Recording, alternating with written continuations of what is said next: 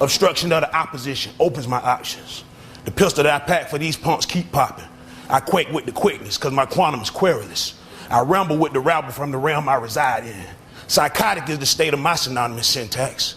Treacherous traits that are portrayed in these tight tracks. Understand, underground, use right as euphonious. My viscerous vigor verifies I'm victorious.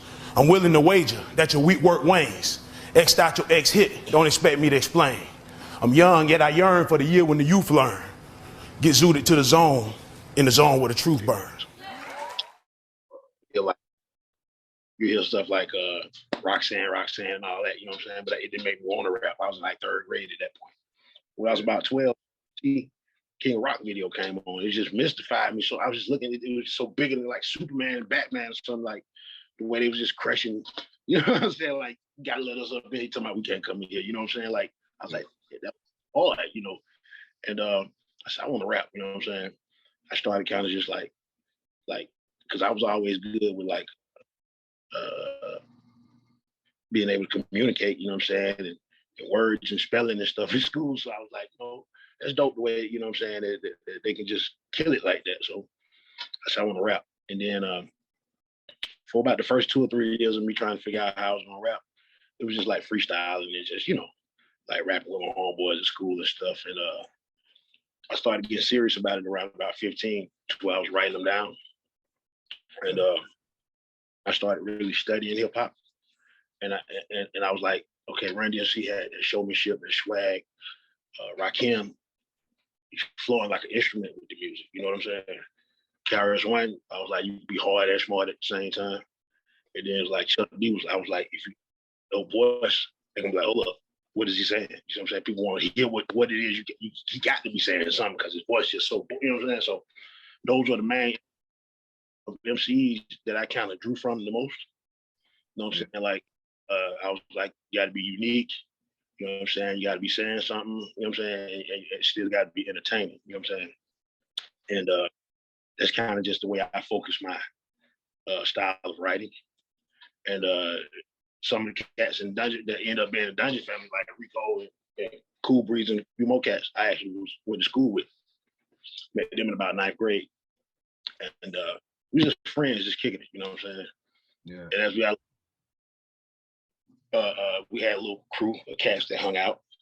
And it just so happens that a lot of these cats had different talents, whether it was singing or dancing or, you know, rapping or whatever. And just kind of like, in Atlanta at that time, cats, niggas would be like hood celebrities.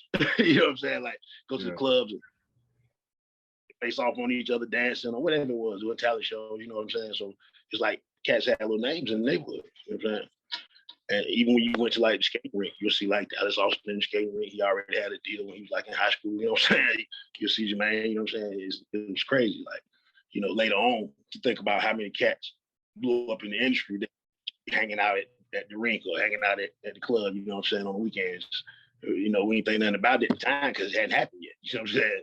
Yeah. And so the way we formed Dungeon Family was kind of like, it was already a crew of cats hanging together. It wasn't like we got together because of the music.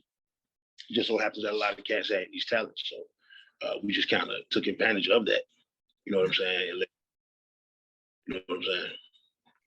I know when you mention all those influences like Run DMC and Chuck D and KRS-One, I mean, I feel like KRS-One stands out the most to me in your style. Like, I could hear the Chuck D and everything else, but just because what you were saying on the mic would seem different. Like you, like as intellectual and as intelligent as all of like organized noise artists seem to be, you seem to be like the oracle in the group, you know what I'm saying, or whatever. And I wonder, like, I mean, what was that part of it? What was that, having all that wisdom and stuff like that? Like, were you just like well read? Like, what made you like put those lines in those? When I was a kid, you know what I'm saying, I just kind of was nosy and naturally wanted to know how shit worked and breaks, you know, I wanted to like know stuff, you know what I'm saying? Like, how the TV work, how the radio work, what that mean, being those, yeah, going for a conversation, boy, you know, and then they'll try to like spell stuff in front of me and I tell them they spelled it wrong, so they stop doing that, you know what I'm saying? Like, it's like, I can stop spelling stuff in front of me, especially if you're gonna spell it wrong. You know what I'm saying? So it's like, you know, my mom was real intelligent. all my mom's side of the family really intelligent. I got an uncle who passed, my favorite uncle. He never go to college, but you would have sworn he was a college professor. He just read, you know what I'm saying? So it was like just a natural thing for me to want to know how stuff was correctly, not just assume, you know what I'm saying? Like I used to be like, man, I thought this word was spelled different the way my folks been pronouncing it. I seen it wrote down. Y'all not pronouncing it right. You know what I'm saying? That's how I was as a kid. Like it's not correct. You know what I'm saying? So I want to make sure you're gonna say something, make sure it was on point. Like, you know what I'm saying? Like, because you look stupid later. You know what I'm saying? So that was kind of my thing. Like, if I'm gonna get on the mic and say something, it's gonna be worth something. You know what I'm saying? Yeah. And push forward also by me getting into a little trouble coming out of high school. And that's kind of how we started hanging real tight, because I was like, I got to change my whole environment up or something. You know what I'm saying? And when we started doing the music, I kind of felt like I needed to bring that across to other cats. Because the way cats is like in the streets, they don't want to hear it from a cat who ain't been through it, really. You know, you can talk all, you know, they don't want to hear that shit if you don't know nothing about the streets. You know what I'm saying? Yeah. So I chance to let my folks know that you can do more than sell dope or even just rap and play basketball and shit like that. There's many things that you can do. You know what I'm saying? But you don't have to be a statistic, because they call us Generation X. We weren't supposed to make it past 25 without being locked up or dead. You know what I'm saying? So it's like they actually basically indoctrinated us with that shit, like in school. Like, y'all a statistic, y'all an endangered species, all that. You know what I'm saying? So I was trying to, not really the truth. You know what I'm saying? Don't let them put that in your head. You know what I'm saying? What you got to do, if it's there for you, if it's meant for you, you got to go get it. Ain't nobody can stop you. You know what I'm saying? Can't nobody stop you from getting your, you know what I'm saying, gift, what God gave to you. You know what I'm saying? Only you can stop you. So that was just kind of my thing. I was like, getting myself on a different path, and also letting cats know that they don't have to walk that path either. You know what I'm saying? That's kind of how it went, because I bought the first beat machine, and I literally quote, like with quotation marks, where I don't care what style y'all niggas do, but we're not doing no ignorant shit on my shit. You know what I'm saying? So, like your style, I'm just saying, we just not going to be known as no crew of dumbass country niggas, because it's already hard enough to get a nigga to take a rap series out of Atlanta at that point anyway. Yeah. Nobody focusing on no hip hop coming out of the South, period, back then. Yeah. You know, I was like, do what you want to do, but just make it not be stupid. You know what I'm saying? Like, I mean, it like you can be whatever, but it doesn't have to be stupid. You know what I'm saying? Yeah. Even if what people don't understand, the streets and trap and all that shit, anybody that's successful in the streets ain't stupid. You can't be. You know what I'm saying? So if you done made money in the streets and got out of it, you smart because you got out of it. But if you dumb, you're not finna make it in the streets. So it doesn't take being stupid to be a criminal, and it doesn't.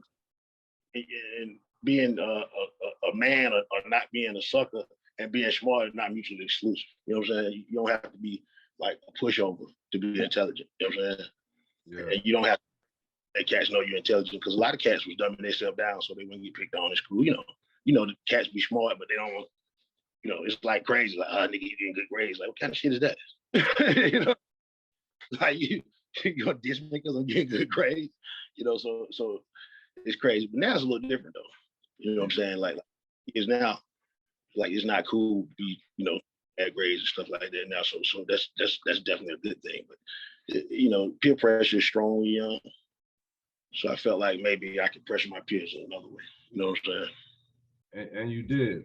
But take me back to this moment in Atlanta where, I mean, like by 91, 92, we started getting music. Before that, I mean, we had like MC Shy-D, I think was like somewhere like late 80s that started to come out. But like, you know, take me back to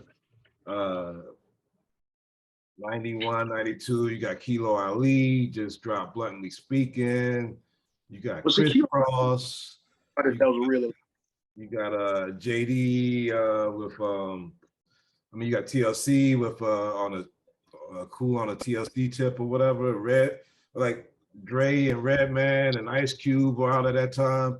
But in Atlanta, like that was like the kind of like start of our musical birth on wax. I guess Dungeon Family is young, Outkast and Andre and Antoine meeting in '92. So like at that moment in music, like take me back to Atlanta then and where you guys were in your growth in the Dungeon Family at that point.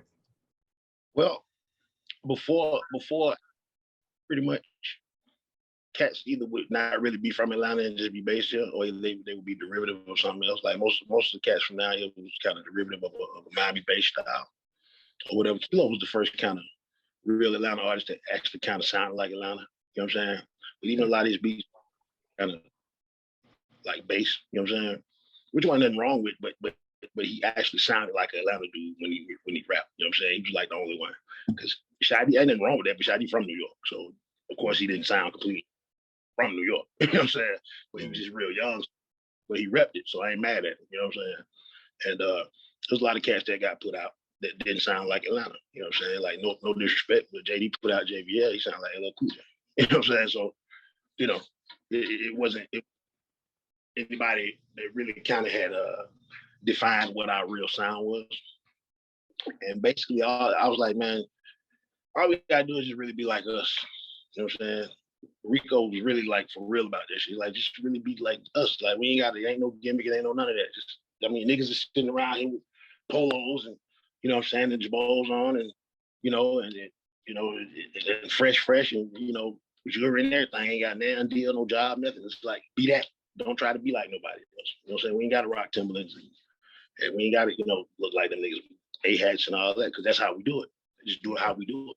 Sound how we sound. You know, we ain't got to switch nothing up. You can write your lyrics and do your flows, but just be how you really are. Saying, and I think that's part of the reason that out of the Dungeon Family, nobody sounds alike as far as their styles, because they weren't trying to sound like nobody. They was just sounding like themselves. So out of 13 MCs, it's completely different styles. You know what I'm saying? Which was dope. But it's like, I think it's funny because you named TLC. Mm-hmm. Fives was real cool with us. She lived on the same street as Rico in East Point on Headley. And it's funny you made Ice Cube too, because she was the one who first turned me on to Kill It Will. She was being on the door one morning. We was in the passed out. We all be crashed out on Rico's floor. She was like, Rube, listen to this. She was like, bang, Kill It Will CD. You know what I'm saying? I like, okay. You know what I'm saying? So, because you know, I was really like gangster music fan. Like, you know what I'm saying? Like Ghetto Boys, NWA, you know, all that was in the ride, you know what I'm saying? Other than that, it was like Curtis Mayfield and some like Marvin Gaye or something. Other than that, because I wouldn't listen to none of that, you know, other stuff. It's just straight up hip hop. And most of that was gangster music, because that's just my vibe at the time. Yeah. And we talked 90, you know what I'm saying? 91. And I was like, damn, this shit dope. But eventually, they had put together the group TLC, and they were signed to LaFace, but managed by Pebbles. And Pebbles had her own record label. So they were shooting a video, and the group, the first group we put out was PA, Friendly Advisory. Yeah. And it was shit, and TLC was like, yeah, they told Pebbles, you gotta hear these cats rap. She heard them rap. She's like, I want to fuck with them or whatever. So they ended up getting a deal with her, and the albums produced and all that. Of course, Pebbles was married to LA, so he was like, who the fuck did them beats? So she was like, organized on or whatever. So he's like, I want them to do a remix on TLC. They did What About Your Friends remix. When they did Outkast on that rapping, he was like, who the fuck is that rapping? You know what I'm saying? Like, so it was like, I want to check them out. Let's get them to demo some stuff, hit them do some more stuff, showcase or whatever. And he ended up signing them. But kind of our thing was like, every time you got an opportunity, slip somebody new on the track if you can. You know what I'm saying? After a while, he's like, hold up. Let me just hear everything. You know, I know y'all. He's like, all these, who you got? Let me hear all that. You know what I'm saying?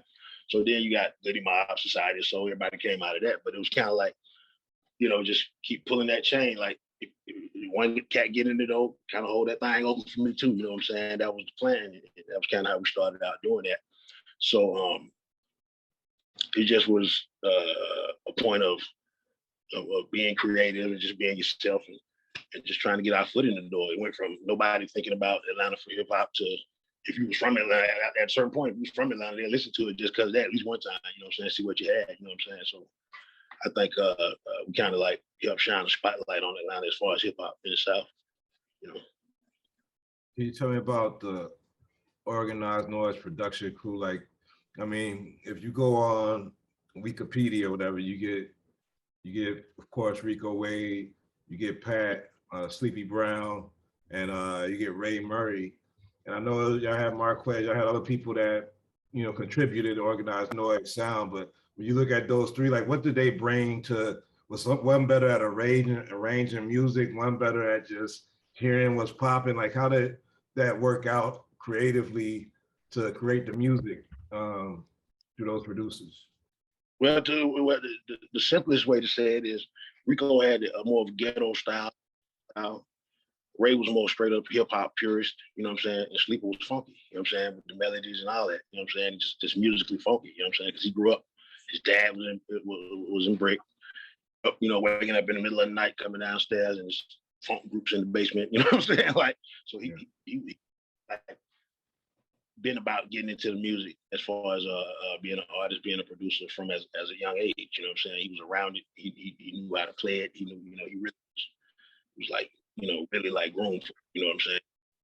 He actually had a little deal or something at first before it was an organized noise. And it kind of parlayed into that, you know what I'm saying? From them working together, parlayed into the three, but it was actually a female group of singers. And Rico had named them organized noise because they had weird voices, but they sounded tight together. And then that shit didn't work out. You know, it was what it was. They broke up, whatever. He's like, I'm gonna use organized noise for our production group. That shit sound hard, you know what I'm saying?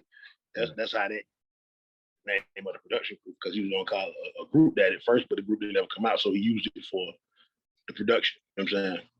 Yeah. And it was just kind of like, because really think about it, that's what they was doing. We taking sounds, you know, noises, and basically putting them how you want them.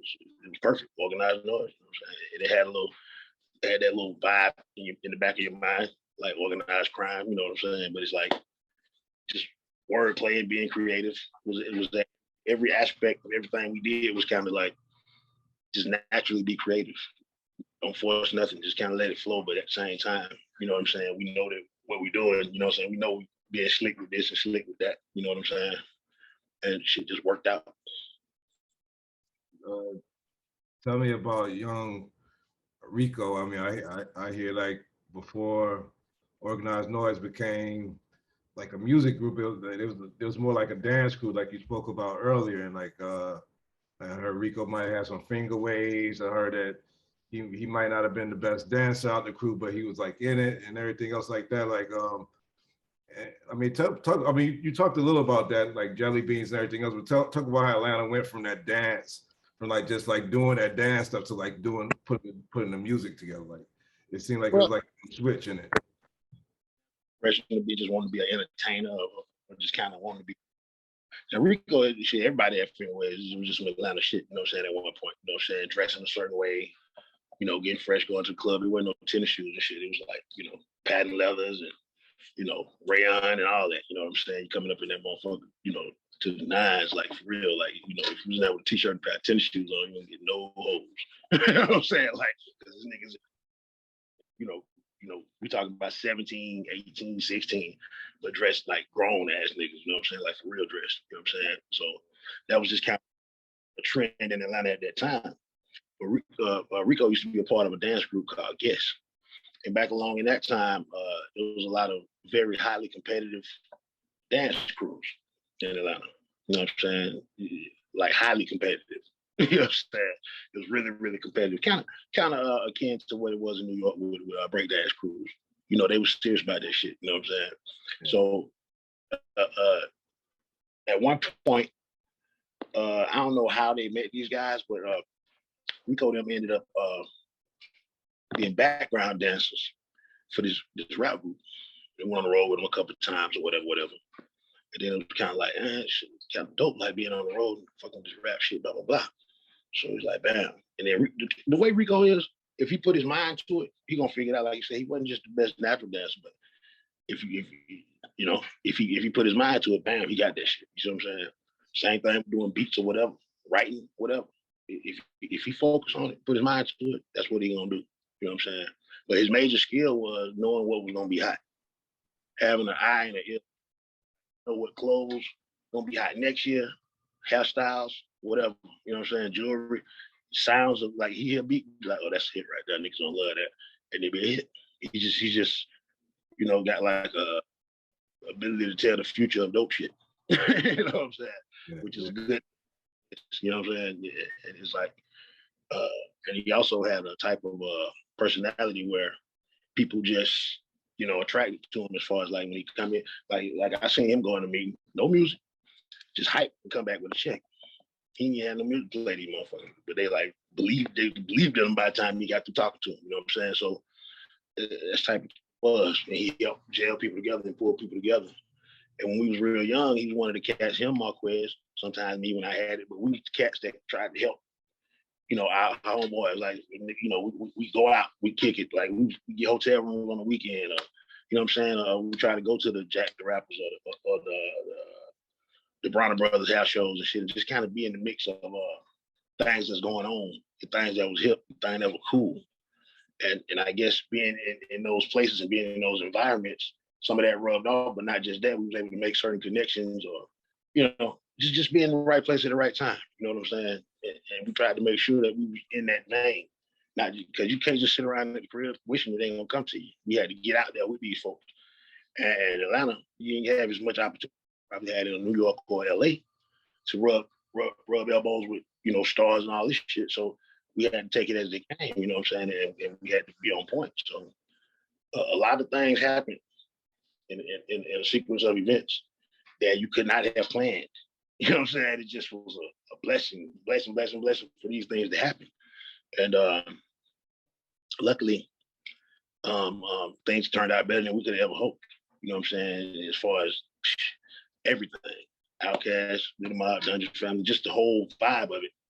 Cause we were just trying to be a part of something great, but to be able to be really it's synonymous with the Southern, Atlanta Southern hip hop history, you know what I'm saying, music history, period. You couldn't, nobody was thinking that it was gonna just bust like that back then, you know what I mean? Yeah. And Goodie Mob, they all, you talked earlier, you said they had started doing radio play with Goodie Mob even before Outkast was getting spins. How did that crew come together? And New York shit back then. Yeah. For the most part, you might hear a couple other joints here and there, but it wasn't really as far as hip hop went. And a lot of places wasn't spinning hip hop strong, but New York. You know what I'm saying? But when they did, it wasn't no. But it's you had I'm talking about 10 New York songs that Goodie Mob come on. It's what the fuck? They playing Goodie Mob New York in regular rotation? That's incredible. And then they started playing Outkast. So that's when we felt okay, we know our shit got to be good, because if it wasn't up to par, they wouldn't be playing this shit, period. You know what I'm saying? For real. But they felt so I don't want to speak to nobody. I guess they felt I don't give a fuck where this shit from. It's tight, we're gonna play it. You know what I'm saying? And that's love. I appreciate that. You know what I'm saying? But it took some work, because at first, when they was mastering Outkast album, and it was the beat's cool, why these niggas so country? You know what I'm saying? It was so that's kind of one of the reasons I got on there, spoke, let cats know, we hip hop, we got knowledge too, really we just real niggas don't be calling us country, you know what I'm saying? You know what I'm saying? Southern, you know what I'm saying? From a metropolitan city, I ain't on no farm. You know what I'm saying? It's I wanted to let cats know that because it's a different sound or because it's a different swag doesn't mean that it doesn't have value in hip hop. You know what I'm saying? On the real, and I think because it could have easily been just mushed to the sides, or they just got some funky singing hooks and they just rapping. You know what I'm saying? But I was like, nah, y'all really need to listen to this shit. Most people may end up being the most tragic loss of all. George Bush doesn't care about black people.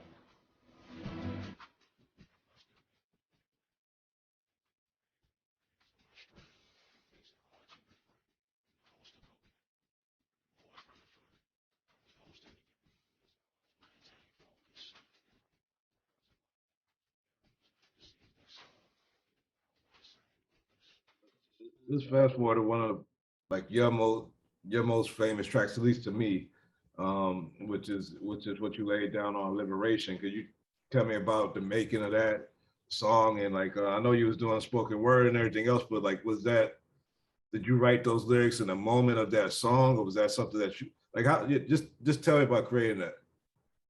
I walked in, they was working on the track. I was like, shit, dope as hell. They were like, you want to jump on it? I was like, yeah.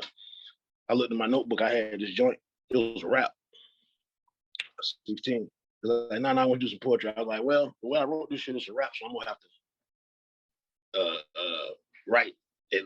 You know, I'm gonna have to revamp the beginning so it made me go into it off beat, because I can't just start with you got more juice and Zeus slanging lightning, trying to frighten, playing well as a serengeti, but get your head is gonna make me rap. You know what I'm saying?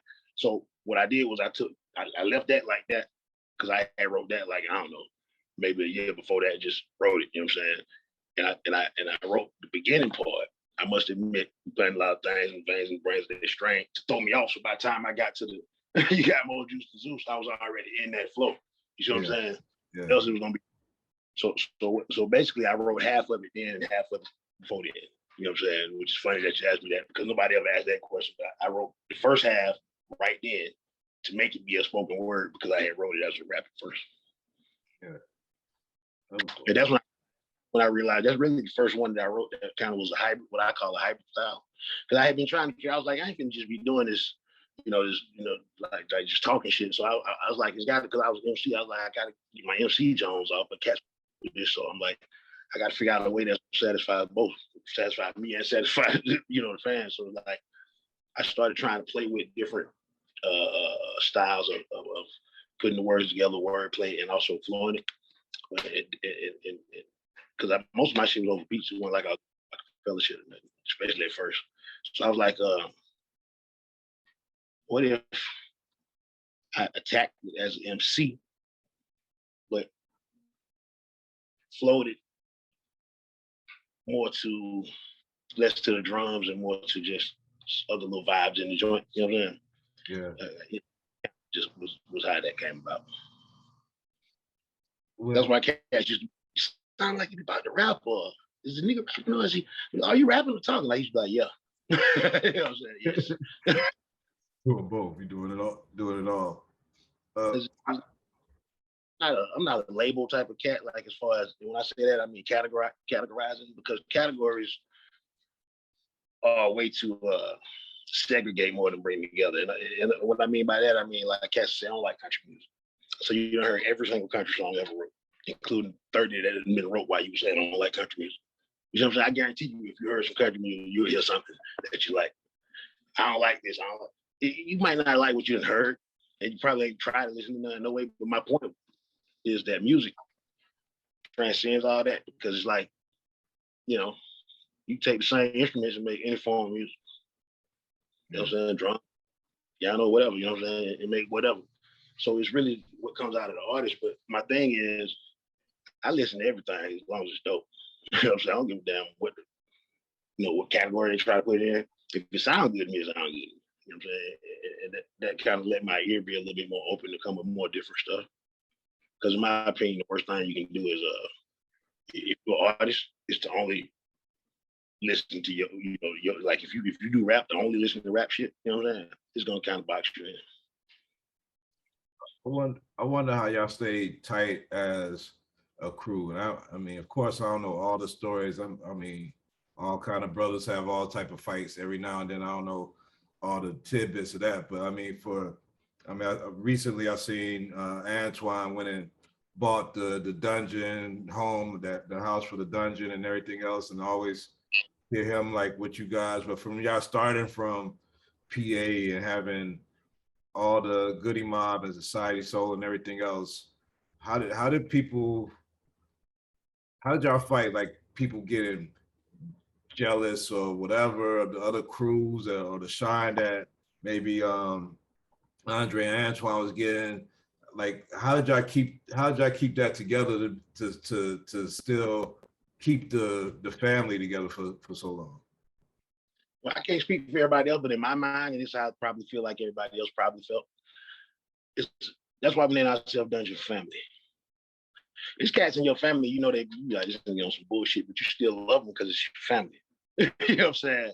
Like Yeah. you might not like shit, but I love this dude. You ain't gonna let nobody fuck. That's your family. You know what I'm saying? So it's funny because we didn't have a name for the whole crew as a whole at first, but we had started calling the shit the dungeon because of when we were going to the dungeon, going to the dungeon. You know what I'm saying? It was kind of like just organized noise crew, organized. We didn't want to be organized noise.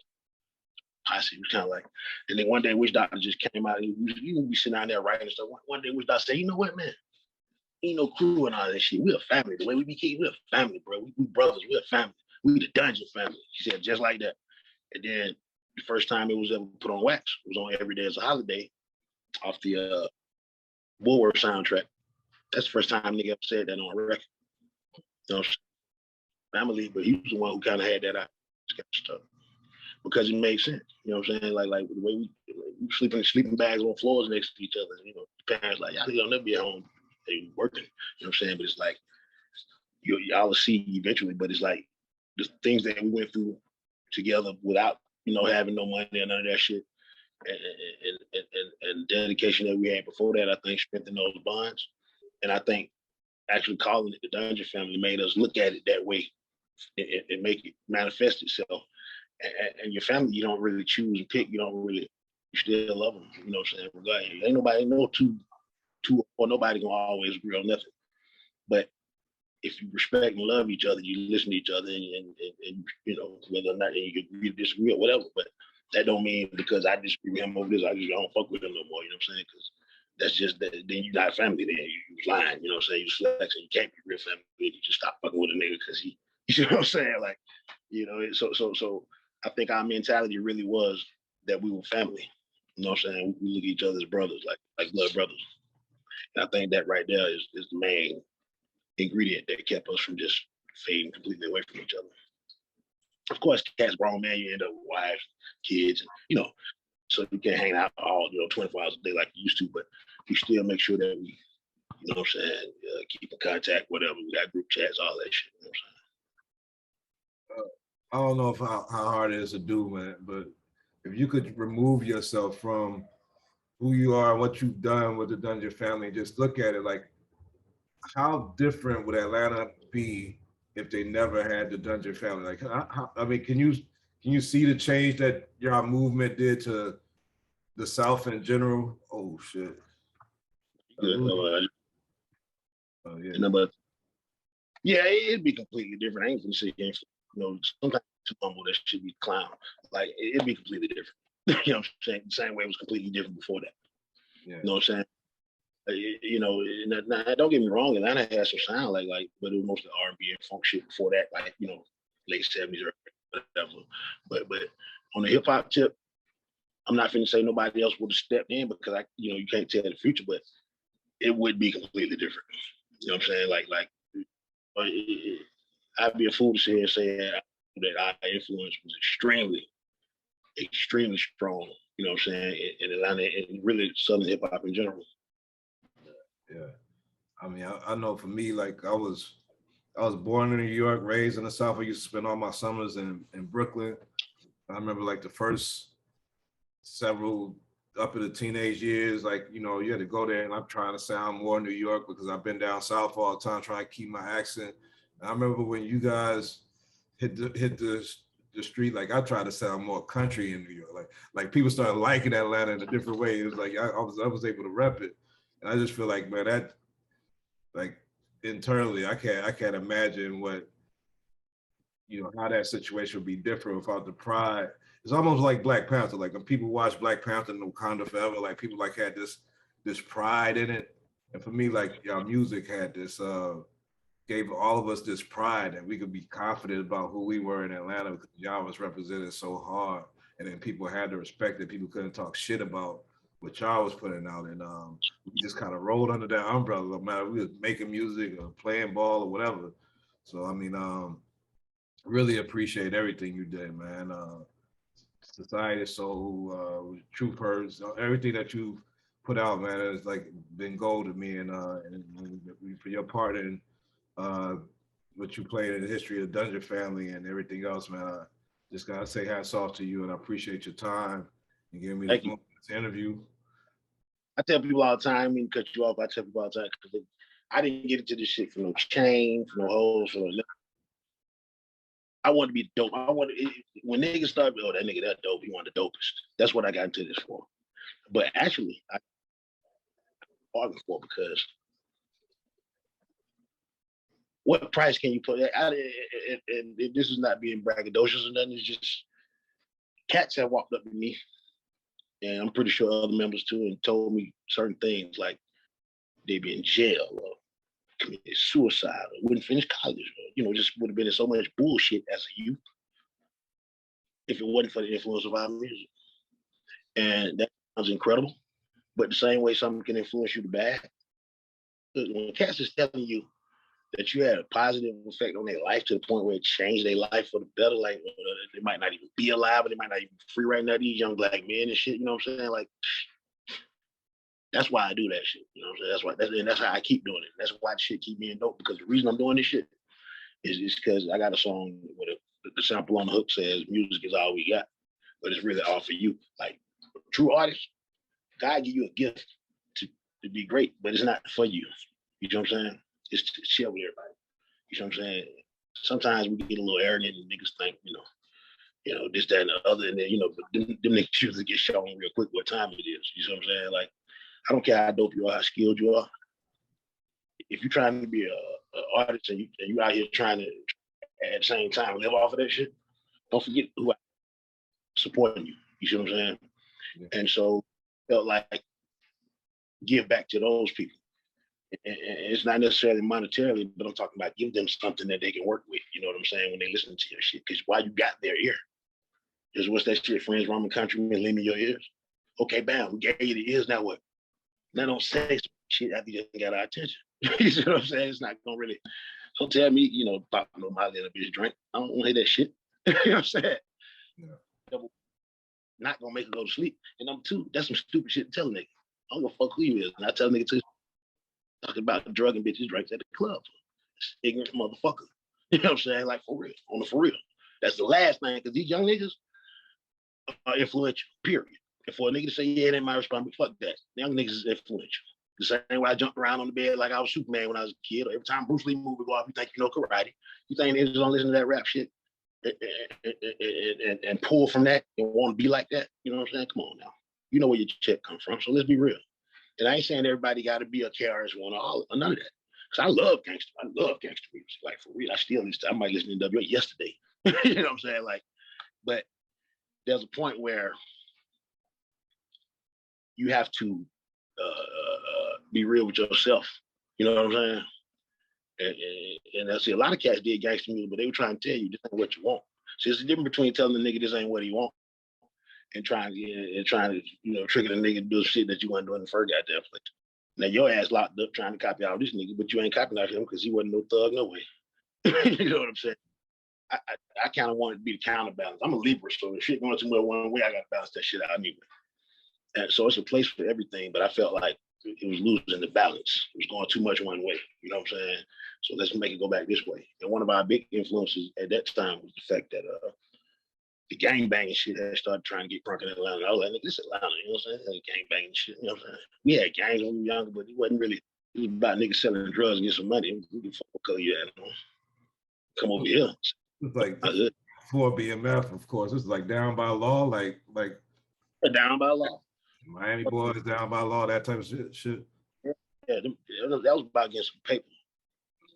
Not trying to claim a street that you don't own. It ain't got nothing against what West Coast do, but that's us.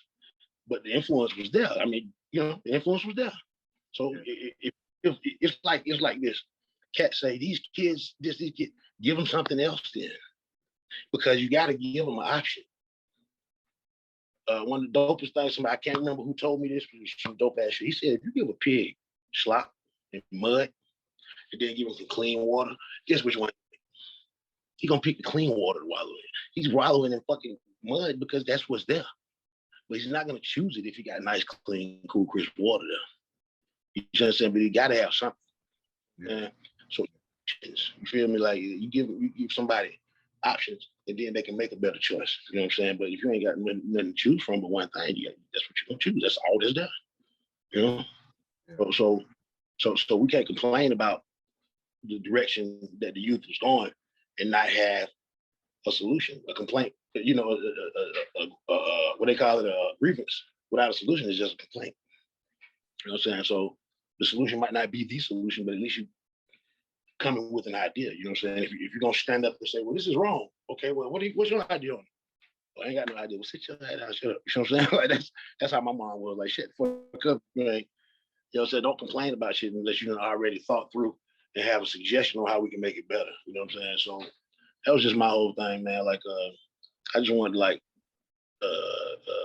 first of all, just murder MCs lyrically, and niggas can't fuck with me. But then second of all, also be kind of affecting the youth and letting them know that they could, the same way I'm doing this, they could do whatever they want to do and be the best at it too. You know what I'm saying? No matter what hood they came from, no matter where they grew up. You know what I'm saying? If you put your mind to it, you can rise to a level. Man. Yeah. Well, I'm doing this. I mean, I would have did this anyway because I interview a lot of people and for movies and everything else. But this would have been something that I would have wished I would just reached out to you anyway for. But I'm doing this because I feel like the Atlanta story needs to be told. I was really moved by Wu-Tang American Saga. I mean, I've been following along, and I just like, yeah, Wu-Tang. It means a lot for that group, and they definitely had a worldwide appeal and everything else, but they didn't mean the same thing to New York or the East Coast that Outkast meant to Atlanta. That's why I want to tell the story of Outkast, Dungeon Family, and everybody else, because I feel like y'all movement is it's like we know about it, you know what I'm saying? People like hear the music and they know about it, but it's still like a story that it needs to be put out there. So it's my goal to write that script, get it done. If I don't get it done, I hope somebody else gets it done. But I'm gonna put my best foot forth to try to make this happen. And you're a huge part of the story. So I appreciate it to you again, man. Exactly what you just said. Cats to have the feeling and the love and just like really be dedicated to like really saying that this shit like y'all don't like understand that this shit was, if this meant something to to like all types of people, every walk of life. That's why I do it. You know what I'm saying? Because that was my thing. Like I was like, man, I want to be able to touch folks with this shit. You know what I'm saying? Yeah. Well, man, I appreciate your time. I hope I can reach out to you in the future when I need to talk to you again, man. And just hit me up direct. I got you locked in. All right, bro. Be safe out there, man. And if you need any follow-up shits or whatever as you go, let me know. I got you. All right, bro. Appreciate it. You're gonna come up on search. You like, what's this right here? It might be something specific. If I know it, I got you. All right, I'm gonna do that. Yeah, it might not be the answer. Cats ask me questions sometimes. Be like, damn. I'd be like, hey, you asked me the question. That's the. You know what I'm saying? No icing on that bitch. None of that. You know what I'm saying? It's gonna be straight. Ice. but I tell you, though, you know what I'm saying? So anything you need, bro, just hit me up. I got you. All right, man. Appreciate it. Peace. All right, brother.